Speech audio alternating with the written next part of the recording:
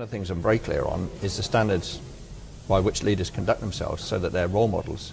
So you don't swear at people, you don't swear in front of the people you lead, you certainly don't touch them or abuse your position for a sexual purpose. It's absolutely unacceptable. So I never shout at people, I never use bad language towards people, but they know, my goodness, they know when they've let themselves down, and I'm disappointed. And I have got a very strong track record about exiting people from the service with dignity who have no place in the service. That's an important part of our job. But I think if you look at the balance, how many pats on the back do you give to kicks up the backside? You will lead people far more effectively through catching them doing the right thing, encouraging, supporting and enabling them, than you will chastising them and telling them off.